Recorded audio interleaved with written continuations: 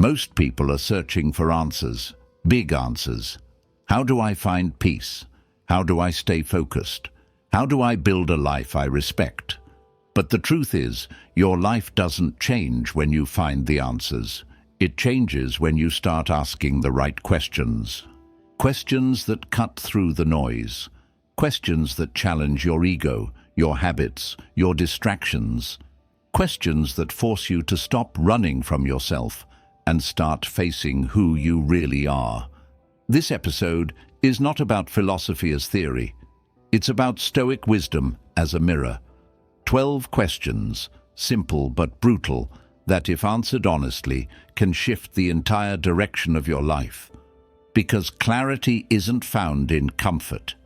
It's found in the moments you pause and ask what actually matters.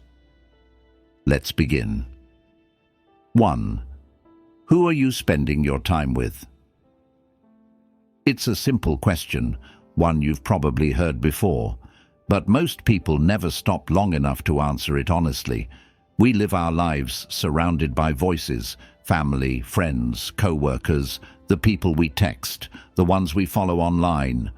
And without realizing it, those voices begin to shape our direction, our identity, our very definition of what's normal, what's acceptable, what's possible. It's easy to think you're in control of your life, until you look around and realize you've been quietly molded by the people closest to you. Their habits become your habits. Their fears start to influence your decisions. Their standards begin to pull at your own, sometimes lifting them, but more often dragging them down. The Stoics warned of this. They taught that character is not fixed, and that no man is immune to the influence of his environment. You could be disciplined, focused, determined, but if you surround yourself with people who waste their days, who avoid hard truths, who chase comfort over growth, it's only a matter of time before their energy infects yours.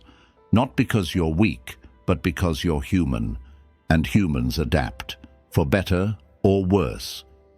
That's why this question cuts so deep. Who are you spending your time with? Not just physically, but mentally. Who gets your thoughts? Who shapes your beliefs about money, success, love, discipline? Who do you let into your mind when you're tired, or vulnerable, or alone? You might not realize it, but every conversation is a transaction. It either costs you clarity or gives you more of it. It either anchors you to your lower self or challenges you to rise. Some people enter your life as fuel, others as fog, and the difference between the two isn't always obvious, especially when you've known them for years, especially when comfort or guilt tells you to stay connected, even when the connection is slowly killing your growth. But here's the truth. You do not owe anyone access to your mind. Not forever. Not if the price is your peace. Not if the cost is your potential. You can love someone and still limit your time with them. You can care for someone and still protect your energy. You can be kind without being available to every draining conversation, every complaint, every pattern that keeps you stuck. And on the other side of that boundary is freedom, focus, space. The kind of mental clarity that makes real change possible. Because once you start protecting your circle, you stop absorbing every opinion. You stop apologizing for wanting more. You stop shrinking to fit places you've outgrown. But this question isn't just about removing the wrong people. It's about drawing closer to the right ones. Who lifts you? Who challenges you to think more deeply, act more boldly, live more honestly? Who believes in your vision even when it's still just an idea? Who speaks to the version of you you're trying to become, not the one you're trying to escape? Those are the people who deserve your time. Not because they're perfect, but because they make you better. Their presence sharpens your thinking. Their energy pulls you forward. Their standards make you question your own. And that tension, that stretch, that gentle pressure to evolve, it's a gift. One most people never experience because they're too afraid to let go of what's familiar. So ask yourself today, without excuses, who am I really spending my time with? Not who I want to support, not who I've always known, but who actually moves me closer to the life I say I want. If you answer that honestly and act on what you find, you may lose some company, but you'll gain yourself back, and that's a trade worth making. 2. Is this in my control? It's one of the simplest questions you'll ever ask yourself, and one of the most liberating. In a world obsessed with outcomes, reactions, and external approval, this single question brings you back to sanity, to stillness, to truth. Is this in my control? Because the reality is, most of the pain we carry, most of the stress, the anger, the anxiety, comes from trying to control things that were never ours to control in the first place. We worry about how others perceive us. We obsess over the past. We fear the future. We replay conversations in our head, trying to rewrite what already happened. And all the while, the one thing we actually do control, our response, sits waiting for our attention. The Stoics built their entire philosophy around this truth. Epictetus taught that some things are up to us, and some things are not. That's it. That's the dividing line. The weather, the economy, the decisions of others, the behavior of your boss, the timeline of your results. Those things lie outside of your control, but your actions, your attitude, your words, your focus, your character, those are yours, entirely. And yet, we constantly give our peace away to the things we cannot influence. We let a bad driver ruin our morning. We let someone's silence create stories in our mind. We let a delay in progress become a reason to quit. But the moment you pause and ask, "Is this in my control?"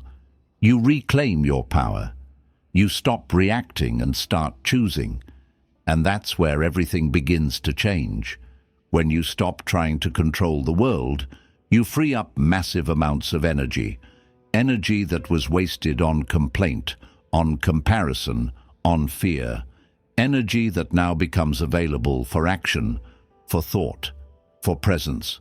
And you realize something profound. You don't need to control everything to change your life. You just need to master what's yours. Think of how many decisions you've delayed because you were waiting for something outside of yourself to change, waiting for the right timing, waiting for support, waiting for motivation. But when you ask yourself honestly, what part of this is mine? What part can I do something about today? You realize that forward motion was always available. You just weren't looking for it. Control is not about force, it's about focus. You don't need to manipulate circumstances, you need to master your response to them. The weather changes, people disappoint, goals take longer than expected. But none of that is the real problem. The real problem is how we think about those things. And that thinking is within our control, always. Even in crisis, even in pain, you still have a choice. You can choose your breath, your next word, the meaning you give to what's happening. That choice might seem small, insignificant, but it is the beginning of all strength, because when you protect your attention, you protect your state. And when you protect your state, you begin to lead, not react. This question also becomes your compass when things get loud. When life gets overwhelming and your mind feels pulled in 100 directions, come back to this. What's mine? What isn't? And release everything that isn't. Not out of apathy, but out of wisdom. You're not responsible for the outcome.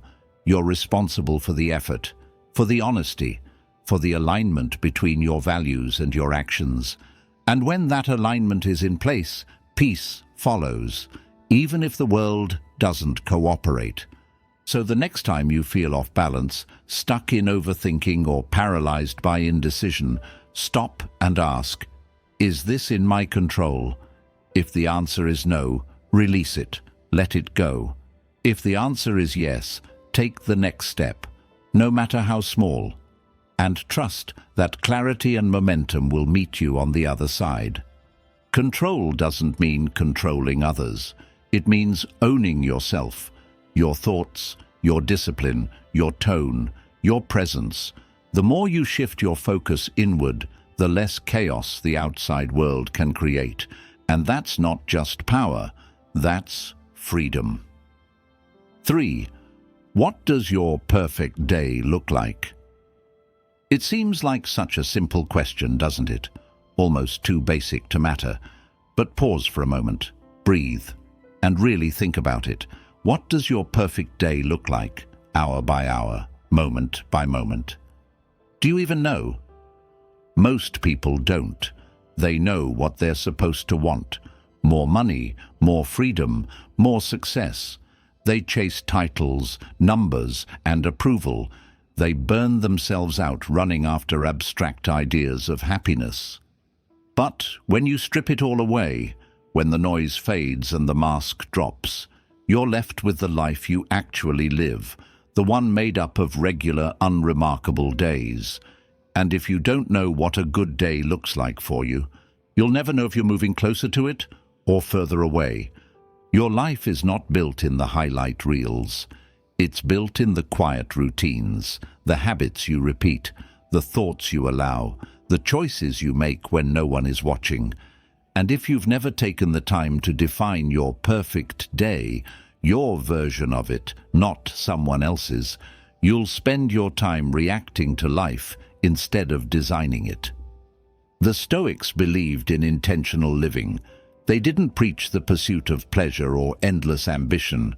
They focused on alignment between your values and your actions, between your desires and your discipline. Marcus Aurelius wrote that we must ask ourselves, is this essential? He didn't just mean in terms of productivity, but in terms of the soul. Are you living in a way that brings you closer to what actually matters? Or are you drifting in a current pulled by other people's urgency? Your perfect day isn't about indulgence. It's not a fantasy where nothing ever goes wrong. It's a blueprint for a life that feels meaningful, even in its simplicity. Maybe it starts early, with stillness. Maybe there's time for your mind to settle before the world demands your attention. Maybe you spend time creating, or learning, or moving your body. Maybe you speak to people who lift you. Maybe you work, but with focus, with purpose, with presence. Maybe you rest, but without guilt. Maybe you go to bed with a quiet mind, not because you did everything, but because you did the right things. And maybe the reason you feel lost, anxious, or burned out is because your days haven't resembled anything like that for a long time. Most people treat peace as something they'll eventually earn, as if once they hit the goal, or make the money, or finally get a break, then they'll slow down, then they'll breathe. But peace isn't a destination, it's a decision, and it begins with clarity, because without clarity, you say yes to everything, and eventually lose the thread of your own life. So take this seriously. What does a good day look like to you? Not a fantasy, a real, repeatable rhythm that reflects who you are at your best, that honors your energy, your values, your goals. What time do you wake up? What do you prioritize? How do you move through the day? What do you avoid? What leaves you feeling grounded instead of drained? And once you answer that, build around it. You don't need to change everything overnight, but you do need to begin, because every time you repeat a pattern that doesn't serve you, you move further from yourself.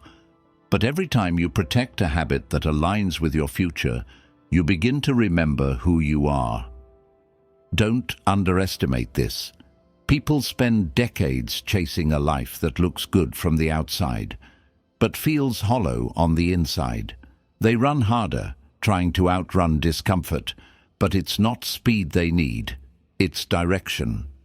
And that direction starts with knowing what you actually want your days to feel like.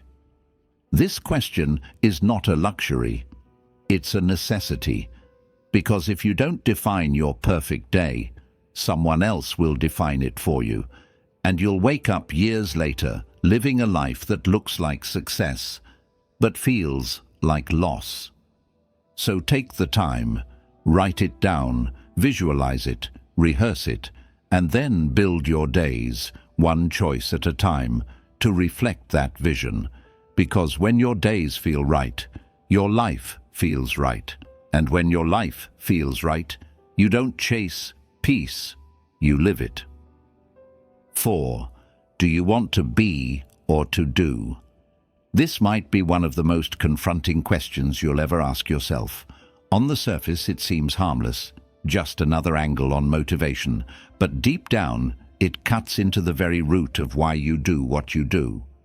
Why you wake up early, why you grind, why you set goals, why you post, why you seek validation. Is it because you're chasing something real, or because you're chasing the image of someone who has it? Do you want to be, or do you want to do?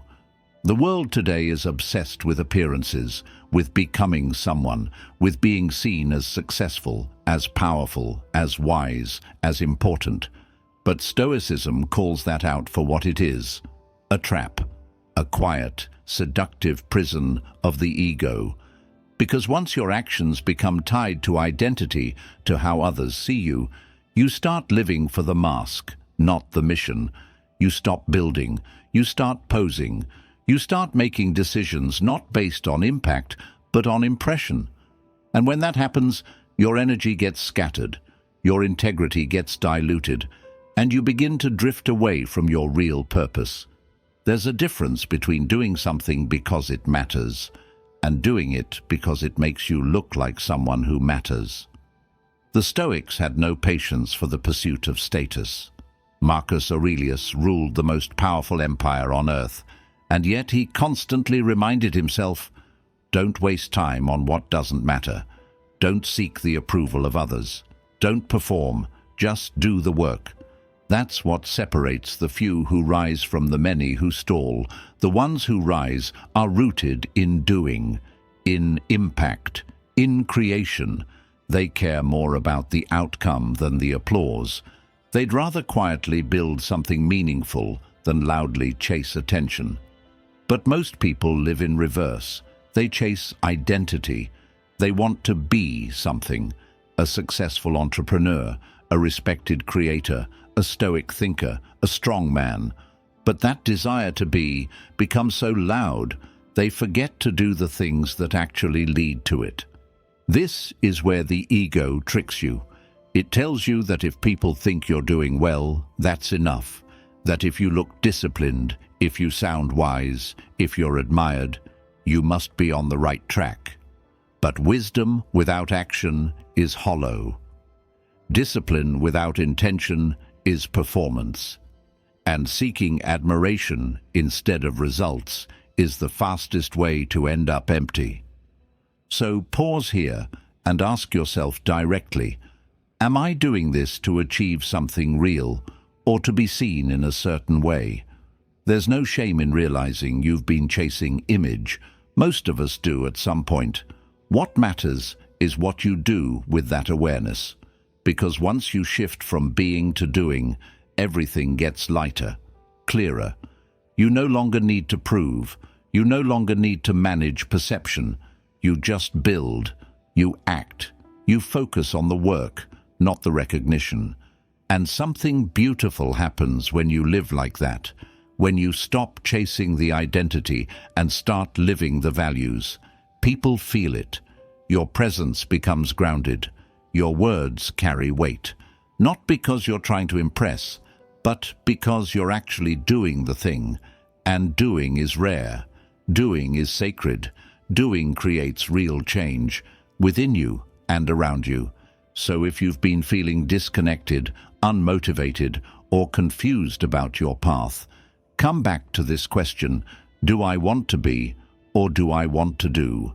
And then be honest about your answer, because there's no peace in trying to be. There's only pressure, performance, exhaustion. But in doing, in showing up, in building, in living with focus, there's freedom. You forget about the spotlight, and you remember the work. You stop performing, and you start living. And the irony. When you focus fully on the doing, when you show up consistently with clarity and courage, you become the man you were trying to be all along, not because you chased the image, but because you embodied the action. 5. Who are you really doing this for?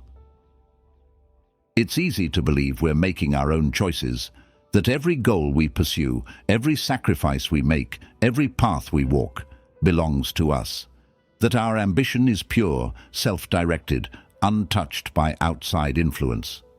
But if you slow down long enough, if you silence the noise and truly sit with this question, it will confront you with something uncomfortable. Are you really doing this for yourself, or for someone else's approval? Most of us carry motives we've never questioned. We pursue success, not because it fulfills us, but because it proves something, maybe to a parent who never saw us, maybe to a crowd we're trying to impress, maybe to silence a voice in our own mind that says we're not enough unless we achieve more, earn more, become more. And that pursuit, when driven by fear or emptiness, can take us far, but it always leaves us hollow, because no amount of success can heal a motive that's built on pain. The Stoics taught that we must examine our desires, not just blindly chase them, that it's not enough to ask what we want, we must also ask why, because if you don't know why you want something, you won't know what to do when you finally get it. You'll either cling to it in fear, or you'll feel disappointed when it doesn't deliver what you hoped for. Either way, you lose yourself. That's why this question matters so much. Who are you really doing this for? Is it for growth, for meaning, for impact? Or is it to prove a point, to avoid being judged, to be seen as strong, successful, admired? There's nothing wrong with wanting to be recognized. But when recognition becomes the engine instead of the result, when your identity becomes dependent on how others see you, you lose the quiet power that comes from doing things out of purpose, not pressure. And here's the twist. When you stop performing for others, your work gets better. Your voice gets clearer. Your energy becomes lighter, because now you're creating from truth, not insecurity. You're acting from alignment, not performance. And you begin to feel something most people rarely feel, inner peace, while still being ambitious. But this isn't just about cutting off the world. It's also about expanding your why. Maybe what you're doing isn't just about you. Maybe you're building for the people who count on you, for those you love, for the quiet obligation you feel to use your gifts. That's not weakness, that's depth. The key is knowing the difference between serving others and being enslaved by their opinions. When you act out of love, your actions are clean, strong, intentional. But when you act out of fear, fear of not being enough, fear of being forgotten, fear of judgment, your actions may look impressive, but they're reactive, desperate, and ultimately exhausting. So take a breath here. Think about the thing you're striving for right now, the business, the body, the career, the recognition. Then ask, if no one ever saw this, if no one ever praised me for it, would I still want it? That's a clarifying moment, because when the answer is yes, you know you've tapped into something real, something rooted in truth, not performance, something that can carry you when things get quiet, when progress slows, when applause fades. But if the answer is no, if the value of your pursuit only exists in someone else's eyes, then you've found an opportunity, an invitation to dig deeper, to reconnect with something more honest, to redefine your path, not based on how it looks, but how it feels. Life is too short to chase someone else's dream, too sacred to live on borrowed motives, too important to waste proving yourself to people who aren't even watching. So pause, reflect, and redirect your energy towards something that reflects you. Because when you do that, when your motives are clean and your why is solid, you stop craving validation, you stop shrinking, you stop over-explaining, you do the work not to be seen, but because it's who you are. And that kind of power, it doesn't need approval. It creates impact by simply being true. 6. What am I missing by worrying or being afraid? Worry feels like movement, like preparation, like protection. That's why it's so deceptive. It convinces you that you're being responsible, that you're getting ready, that you're staying alert. But the truth is, worry steals from you, silently, slowly, and relentlessly. It doesn't just drain your energy, it blinds you. It turns your focus inward, toward problems you can't solve, toward futures that haven't happened, toward versions of reality that exist only in your imagination. And while you're stuck in that mental fog, life passes by. Fear is the same. It promises safety. It offers the illusion of control. It whispers that you'll act when you feel more confident, that you'll speak when the time is better, that you'll take the leap after you've figured everything out. But fear never keeps its promise, because fear feeds on delay. The more you wait, the louder it grows. The more you hesitate, the more convincing it becomes, until eventually you forget what courage even felt like. The Stoics taught that fear and worry are diseases of the imagination. Seneca said, "We suffer more often in imagination than in reality." And when you think about it, how many of your worst fears have ever actually happened? And of the few that did, how many were as bad as your mind made them out to be? The truth is, your fear is rarely about what's real. It's about what your mind is projecting. But here's the deeper danger. While you're stuck in fear, you're not just uncomfortable, you're unavailable. Unavailable to the opportunity in front of you. Unavailable to the joy of the present moment. Unavailable to the ideas, conversations, and connections that could have moved your life forward. Worry doesn't just cost you peace. It costs you progress. It costs you presence. It costs you time. And time is the one thing you never get back. Ask yourself, what have you missed because you were too afraid to move? What doors stayed closed because you waited too long to knock? What relationships never deepened because you were too afraid to open up? What ideas died in silence because you worried they wouldn't be good enough? We talk so much about success, about action, about goals, but if you're not willing to confront fear, none of that matters, because fear will find a way to sabotage everything. It will mask itself as perfectionism, as procrastination, as practicality. It will always have a reason to hold you back. And unless you interrupt it, unless you recognize it, name it, and move anyway, it will run your life while convincing you that you're being careful. So what are you missing right now by worrying or being afraid? Maybe it's clarity, because fear clouds your ability to think. Maybe it's courage, because worry keeps your nervous system in a loop of hesitation.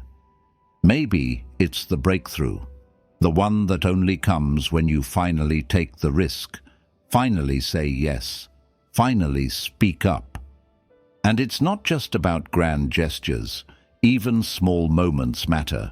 Every time you hold back, you train your mind to associate safety with silence. Every time you avoid the discomfort of action, you reinforce the idea that fear is in charge. But when you act, even while afraid, you send a new message, one that says, I move forward anyway. I don't need to feel ready. I just need to begin. Because here's the truth. Confidence doesn't come before the action. It comes from the action. Every time you do the thing you feared, the fear shrinks. Not because the world got safer, but because you got stronger. So let this question sit with you. What am I missing by worrying or being afraid? And then really answer it. Name the opportunities, the growth, the peace, the momentum. Feel the cost. Not to shame yourself, but to wake yourself up. Because you can't get those moments back, but you can stop losing new ones. Fear will always knock, but you don't have to let it in. Worry will always rise, but you don't have to entertain it. You can choose presence, you can choose clarity, you can choose motion, and when you do, life moves with you. 7. Are you doing your job? We live in a world where it's easier than ever to be distracted by what everyone else is doing. We scroll through lives we're not living. We listen to opinions we didn't ask for. We compare our pace, our progress, our purpose to people we don't even know. And while our minds are busy looking outward, we forget the one thing that actually determines the quality of our lives. Am I doing my job? That question is ancient, not modern. The Stoics didn't scroll through timelines, but they knew the temptation of distraction, especially the kind that comes from pointing fingers, watching others, judging situations outside of our control. And they warned against it. Epictetus wrote clearly, "First say to yourself what you would be, and then do what you have to do." In other words, get clear on your role and do it with excellence. No excuses, no envy, no avoidance. But most people don't do that. They spend their days monitoring everyone else's performance, everyone else's success, everyone else's behavior. Why is he moving faster than me? Why didn't they support me? Why is she getting more attention? And with every one of those questions, they forget their own assignment. They start reacting instead of creating. They start commenting instead of building. They start drifting instead of deciding. So ask yourself plainly, are you doing your job? Not the one you have on paper, not just your career, your real job, the role life has asked you to play. As a builder of something meaningful, as someone who's been given a mind to develop, a body to train, a spirit to strengthen. Are you showing up for that? Are you keeping your promises to yourself? Are you acting like someone who takes their mission seriously, or like someone who's waiting for someone else to lead? It's easy to blame. It's harder to look in the mirror, but that's where the Stoic path begins, with ownership, with the unshakable belief that no matter what's happening out there, I still have work to do in here. Because when you're focused on your role, you don't get lost in noise.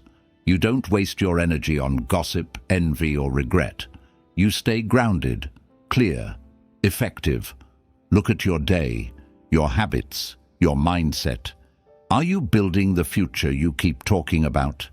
Or are you hoping it just shows up? Are you practicing the discipline you admire in others? Or are you postponing it for when life calms down? The truth is, your job doesn't wait. Your growth doesn't wait. Every day you drift from your responsibility is a day that compounds in the wrong direction. And here's what's worse. When you stop doing your job, you start trying to do other people's. You get controlling, critical, distracted. You spend time giving advice you don't take. You notice flaws in others you haven't fixed in yourself. That's what happens when responsibility is neglected. It doesn't disappear. It turns into projection. And you start losing your edge, not because you're incapable, but because you're unfocused. The The Stoics didn't waste time debating their fate. They focused on their duty. Marcus Aurelius didn't ask, "Why me?" He asked, "What is required of me today?" That shift in thinking is the foundation of inner strength.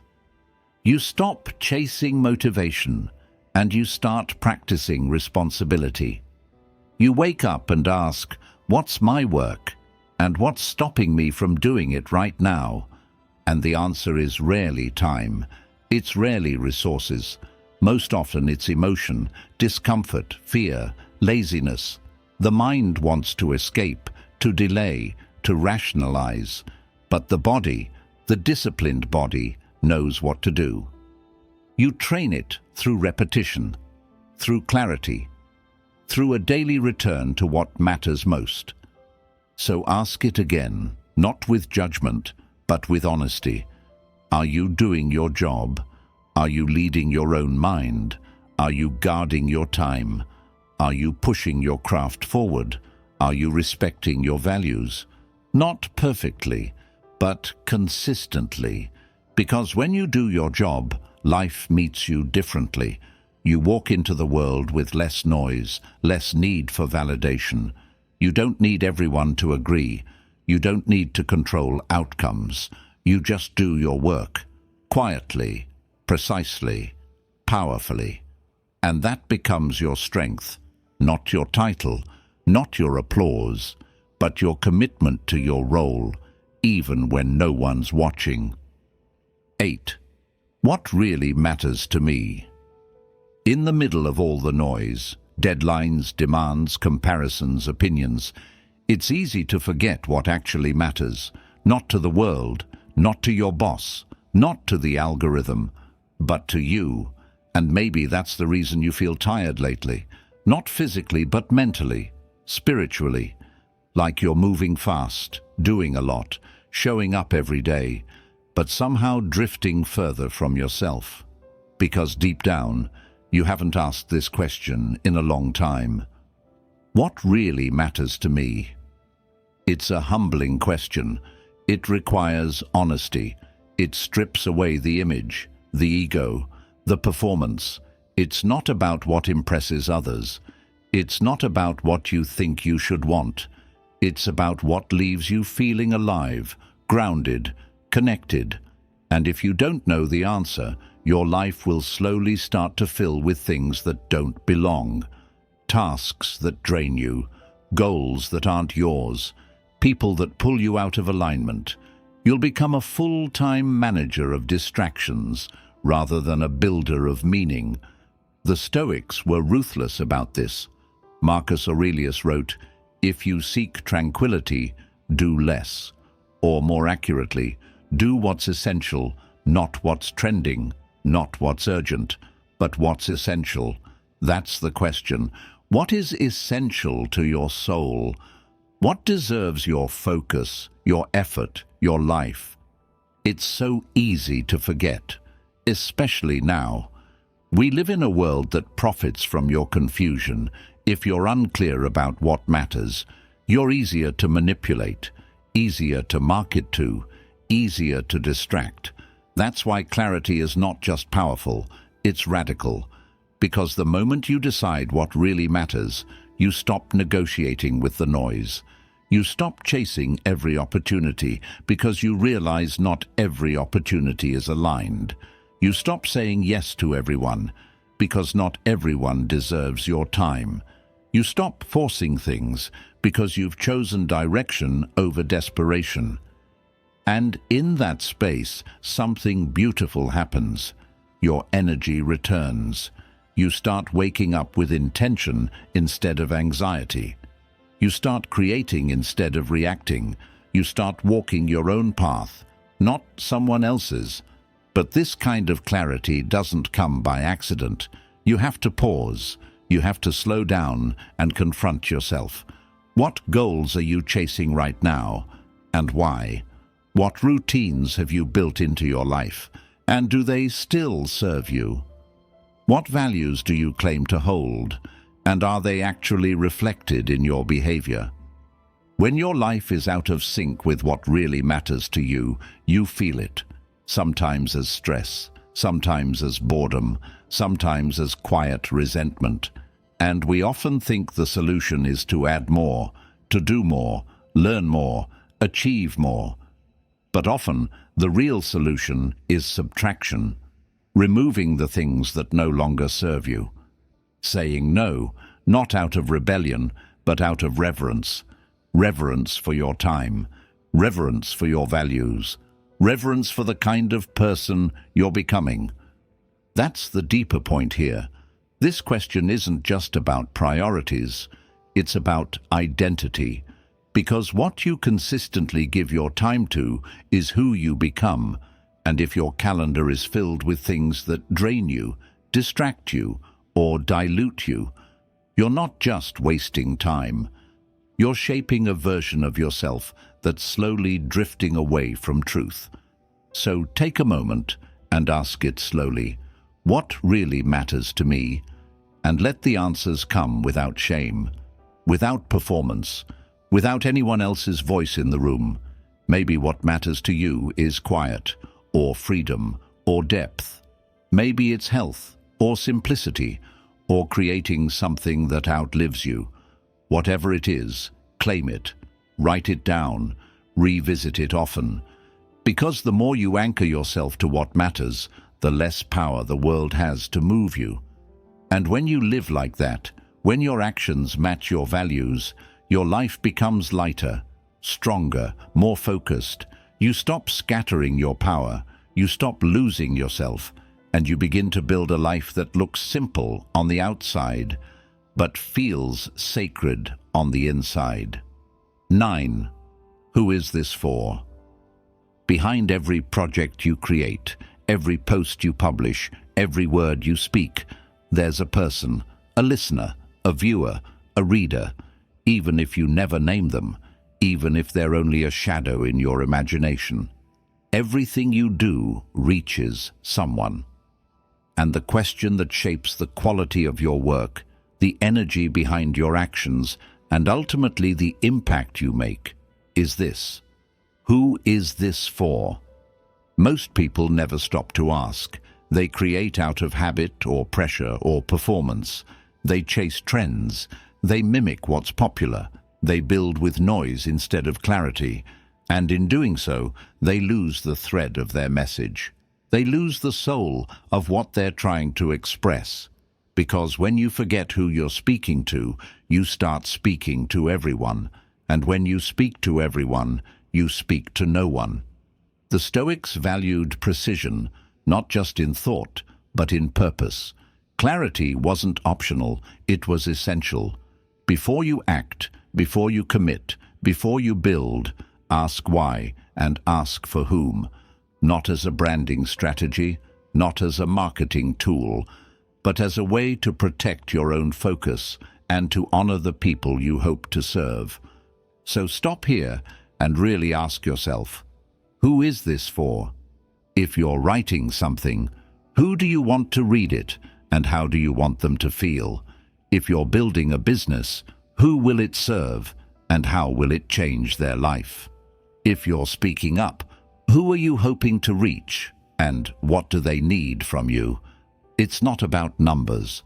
It's not about getting the most attention. It's about being clear. Because clarity is leverage.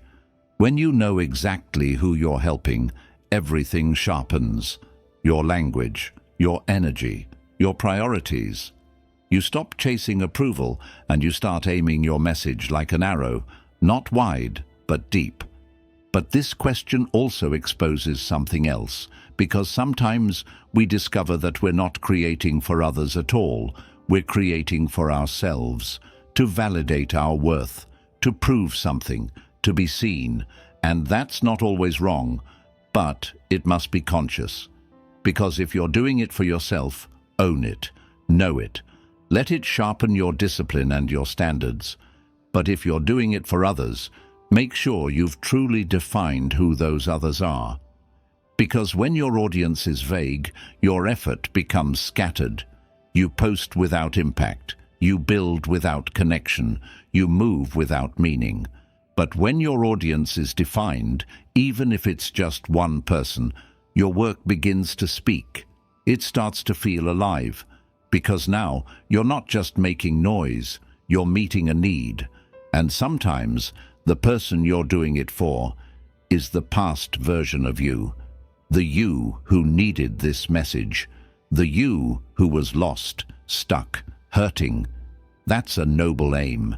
That's a sacred audience. If you build for the version of yourself who didn't have guidance, who needed clarity, who needed strength, you will always be creating something real, something useful, something human. This question also helps you say no. When you're asked to compromise your values, change your tone, water down your vision, ask, who is this for?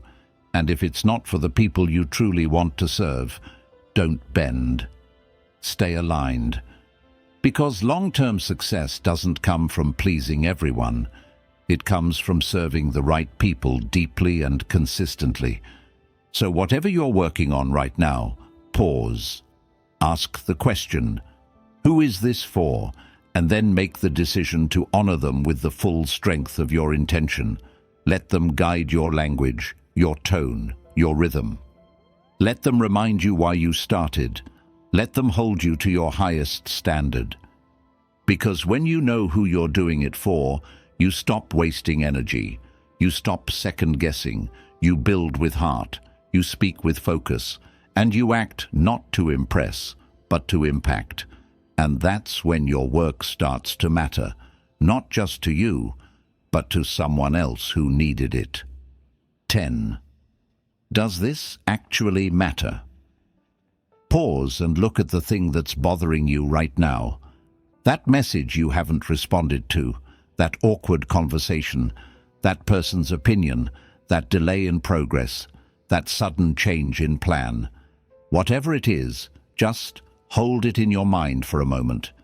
Feel the tension it creates. Then ask yourself, calmly, seriously, without performance, does this actually matter? Most of the things we stress over don't. Most of the things that keep us awake, pull at our emotions, ruin our mood, are nothing more than noise. Temporary inconveniences, imagined scenarios, small bumps we've turned into mountains, and yet we treat them like crises. We let them dictate our energy. We let them ruin our focus. We let them shape our day as if they hold permanent weight in our lives. But if you zoom out just a little, 1 week, 1 month, 1 year, almost none of it matters. This isn't about apathy. It's about perspective. It's about choosing where your energy goes. The Stoics called this the discipline of perception, to see things as they are, not worse than they are, not more urgent than they are, not more personal than they are.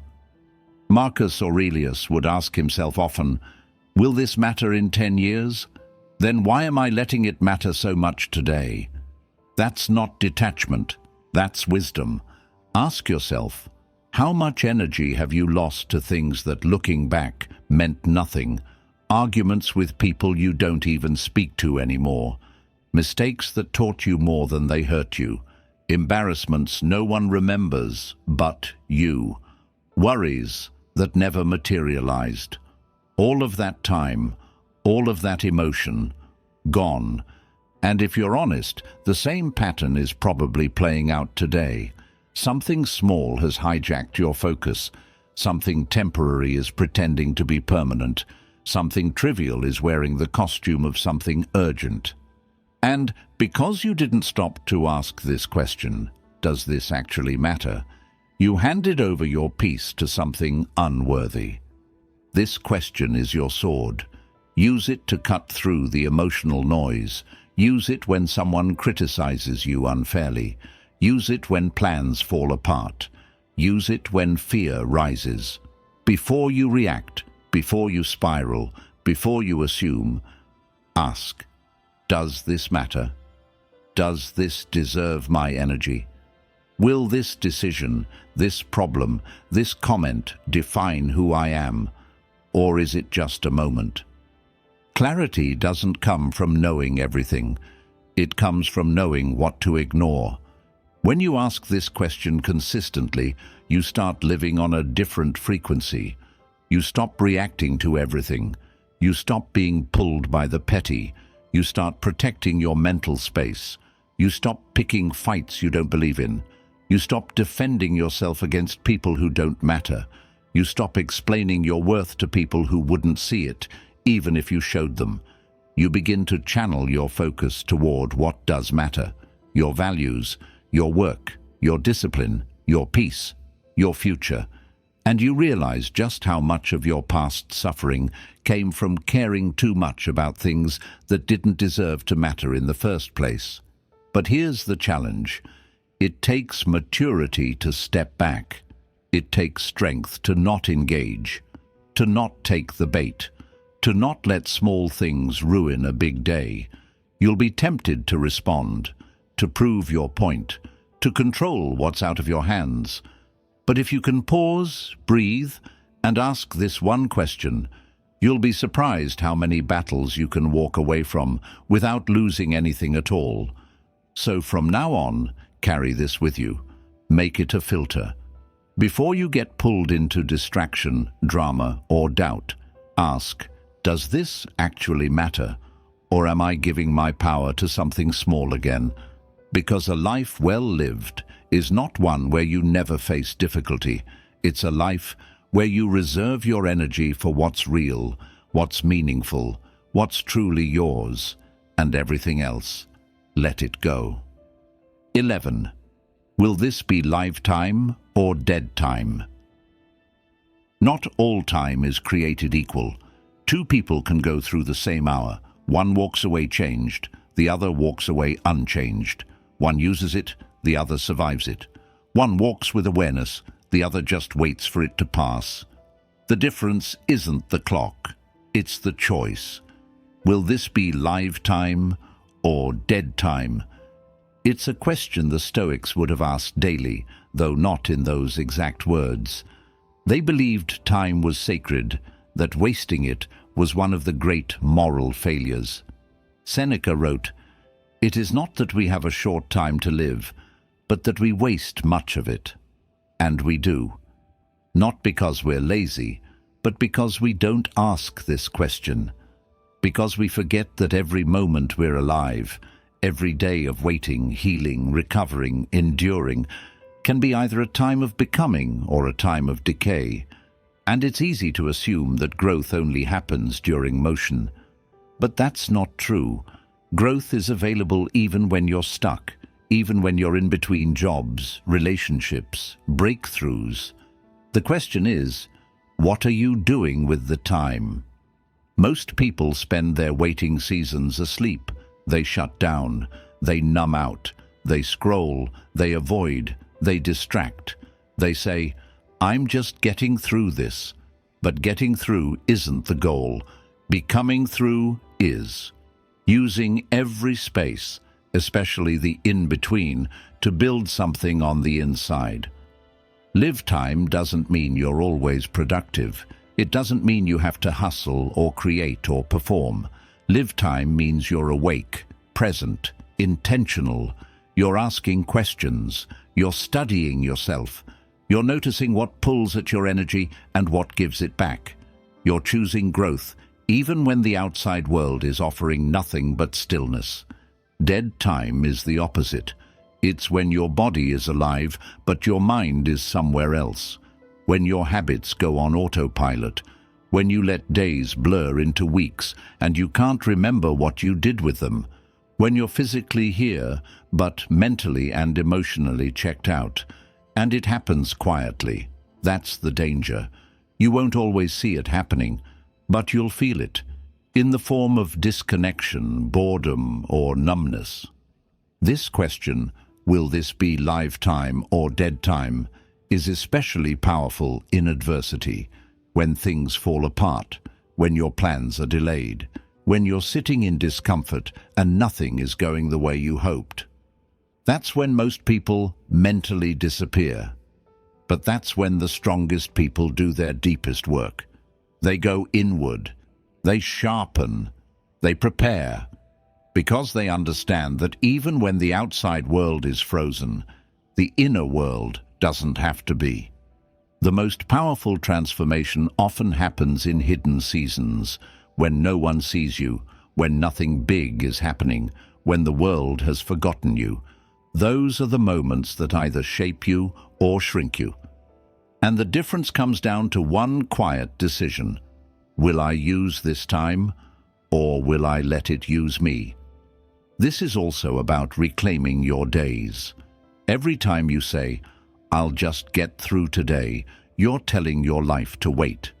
You're postponing progress, even if it's emotional, internal, or invisible. But when you say, "This will be lifetime," you create space for meaning, even in chaos, even in routine, even in what looks like nothing from the outside. Live time can be small, a 5-minute reflection, a moment of stillness, choosing not to numb out, reaching out instead of retreating, writing one page, saying one hard thing, reading something that sharpens you instead of scrolling something that dulls you. That's the edge. And over time, those moments stack.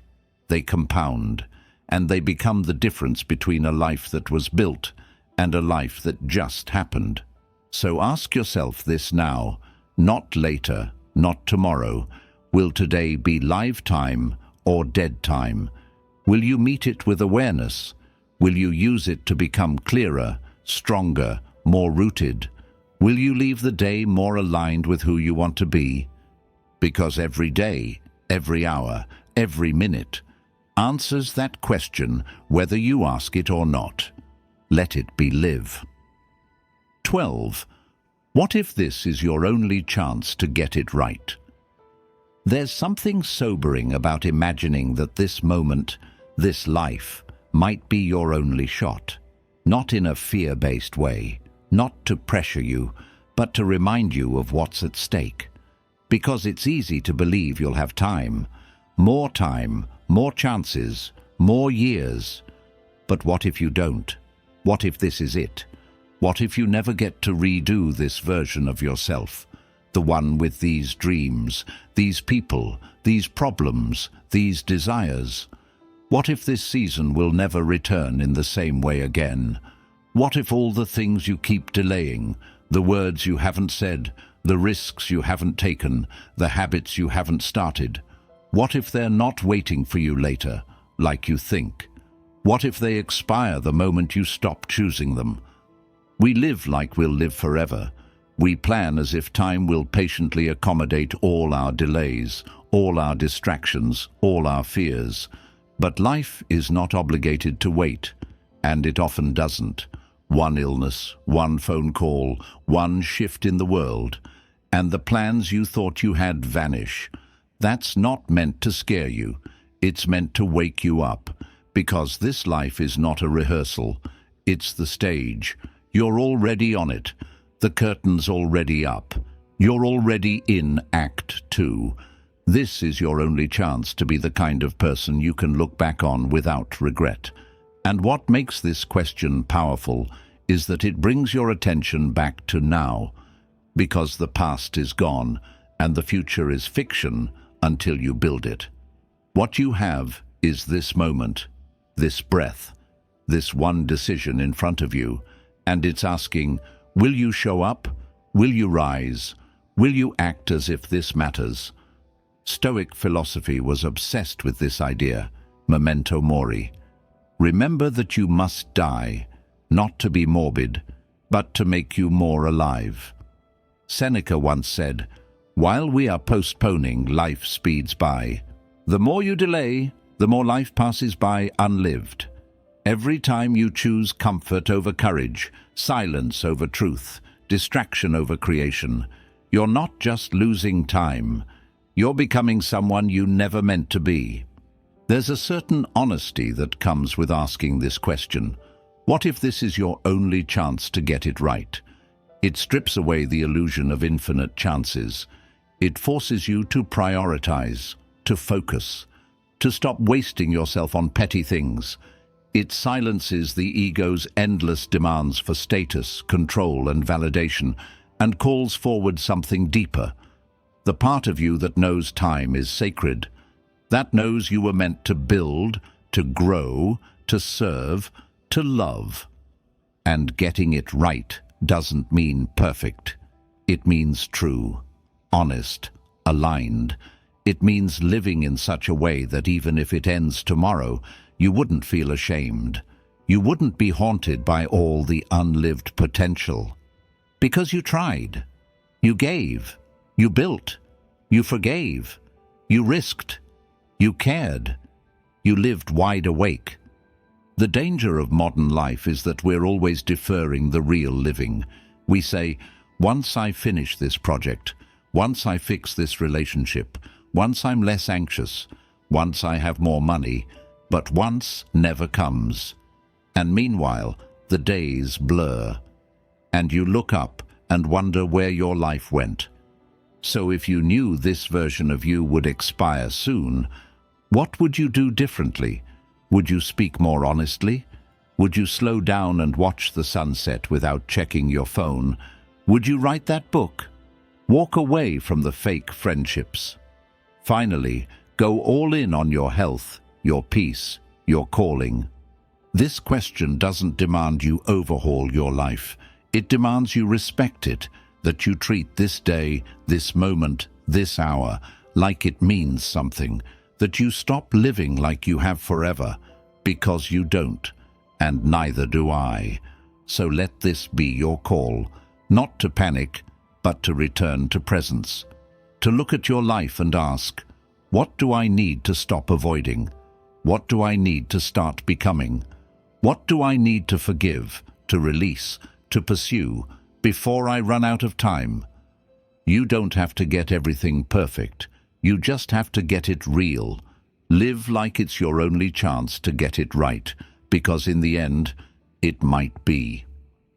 The questions we ask ourselves shape the course of our lives, not the answers we copy from others, not the routines we blindly follow, but the silent inquiries we whisper in the dark, the ones that confront us when no one else is watching. Questions like, who am I really becoming? And, is this the life I want to keep choosing day after day?